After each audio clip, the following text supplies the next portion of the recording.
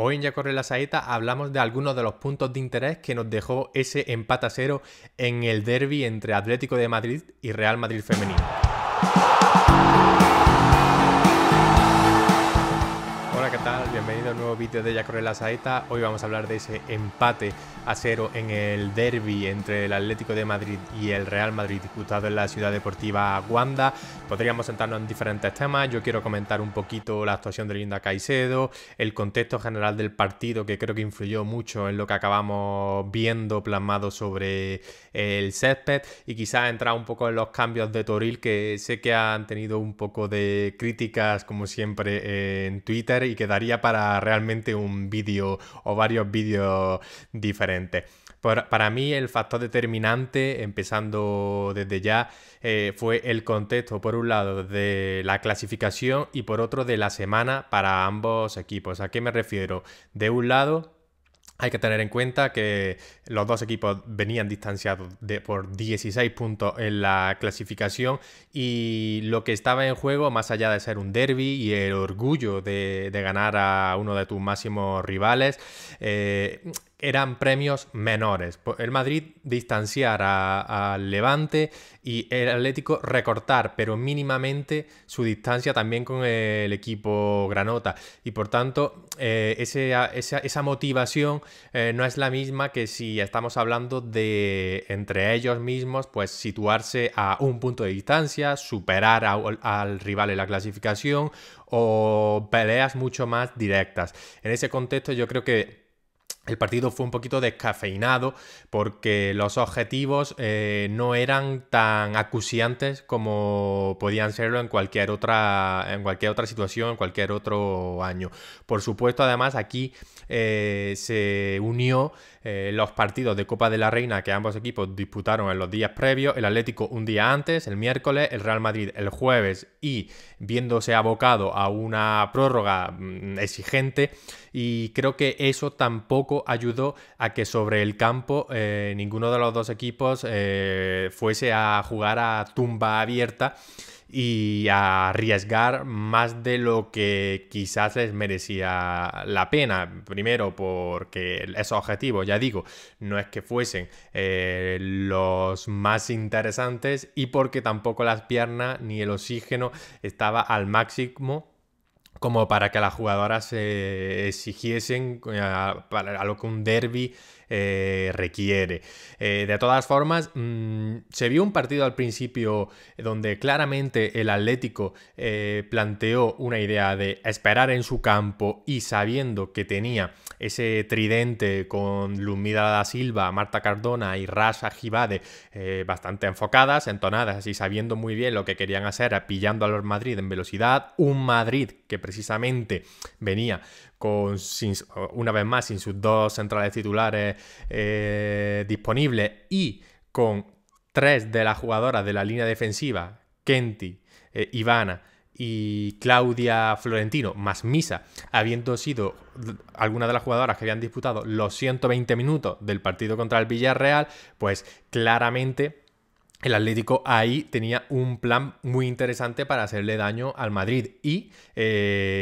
por ahí, por esa vía, fue cuando estuvo más cerca del gol, como se vio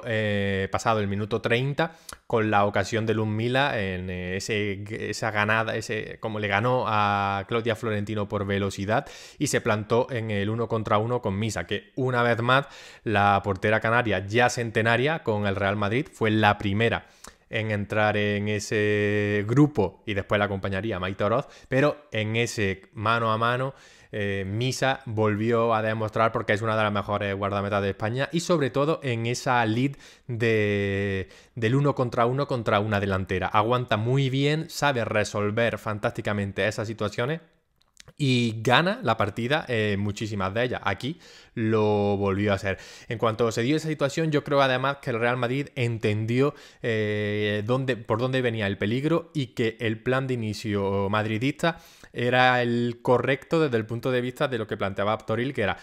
reducir riesgos, bajar ritmo. Si el Atlético espera, nosotros no vamos a ir con todo a buscar el gol porque no lo necesitamos, porque con un empate, hay que recordar, el gol average con el Atlético lo tendría ganado el Madrid, como así se confirmó al final del partido, gracias al gol de Caitlin Sousa en el duelo del Alfredo y Stéfano. Entonces, por tanto, contra un rival directo por la Champions, ese duelo lo tendría ganado. Y para qué, entiendo, hay que entender a veces el punto de vista de los entrenadores, de los cuerpos técnicos. ¿Para qué arriesgarte a perder sin necesidad? Cuando el propio partido, como se vio viendo según avanzaron los minutos, acabó más decantado del lado del Madrid,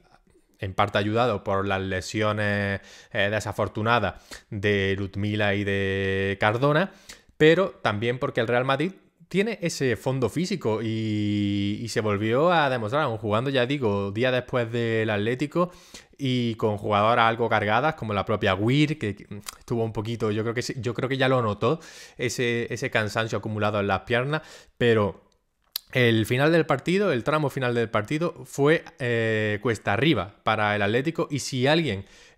pudo haberse llevado el choque y los 3 puntos en esos minutos finales, habría sido el Madrid, como se vio con la cantidad de ocasiones y el balón estuvo siempre mucho más cerca del área de Lola Gallardo. En cualquier caso, esas ocasiones, esos disparos del Real Madrid no fueron lo precisos que podría requerirse y que podría esperarse del Madrid. Solo Atenea del Castillo, en torno al 75, puso en aprietos a Lola, pero incluso ese disparo de Atenea fue, aunque duro, algo centrado y lo pudo despejar a córner, pero no estuvo excesivamente agobiado el Atlético en cuanto a tener que sacar ocasiones sobre la misma línea de gol. Se rondó, pero no como se podría esperar. Yo ahí remarco a Weir, que tuvo unas cuantas ocasiones desde la frontal del área. Ella está acostumbrada a chutar y a meter golazos desde ahí, precisamente en derbis, que se lo digan sino al Manchester United, como le ha metido ella varios golazos desde posiciones de la frontal del área, pero sorprendentemente, o no tanto, en esta ocasión tuvo esas posibilidades de chutar y no estuvo nada acertada. Quien sí lo estuvo fue Linda Caicedo, que sumó su primera titularidad con el Real Madrid y creo que fue indiscutiblemente la mejor jugadora de blanco en el partido. Además fue creciendo según avanzaban los minutos, y yo hago aquí un paralelismo muy claro, si se me permite, con Vinicius Junior, porque al comienzo del partido, en sus primeras 2 conducciones, fue cortada con falta, no la dejaron prácticamente girarse para tirar de potencia, pero aún así la colombiana siguió insistiendo, pidiendo el balón, y cuando ya se llegó a la segunda parte y cuando podría quizás esperarse un cambio, una sustitución, Alberto Toril la dejó en el campo, en mi opinión con acierto, porque estaba siendo una de las más determinantes, si no la más determinante, con sus conducciones y sobre todo con sus diagonales, con el balón en los pies muy pegadito, buscando algo diferente. Las propias jugadoras del Real Madrid acabaron buscándola, y eso dice mucho cuando tus propias jugadoras te buscan y son las que intentan que el balón te llegue. Eso quiere decir que se ha visto, ellas mismas están viendo que tú puedes ser determinante en el partido. Entonces, me pareció una grandísima noticia para el Real Madrid, aunque esto, por supuesto, tiene implicaciones, y una de ellas es esa imagen, por ejemplo, que vimos de Naikari al final del partido. Bueno, las imágenes se pueden interpretar de muchas formas, pero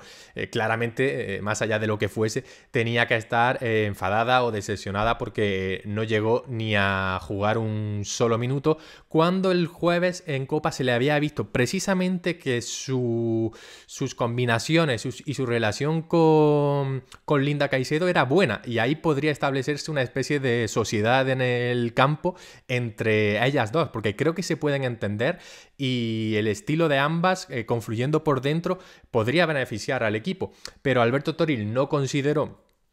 darle minutos, y como es normal, una delantera, una jugadora con la mentalidad de la que tienen, como la que tiene Naikari, pues tiene que enfadarse, es lógico, y querer más minutos. Veremos si, yo creo que sí, ante el Granadilla de Tenerife, si Alberto Toril gestiona los minutos y considera que, bueno, que Naikari está entrenando bien, que funciona, pues yo creo que Naikari deberíamos verla en el próximo partido de Liga contra el Granadilla. En fin, podríamos seguir hablando mucho. Yo, si queréis, en los comentarios, como siempre, o en Twitter, en Alcalá Zamora Fair, me tenéis para hablar de fútbol sin parar, y posiblemente en los próximos días podamos profundizar algo más en alguno de estos temas. Pero bueno, dejo aquí estos apuntes sobre el derbi y nos vemos en el próximo capítulo. Un saludo.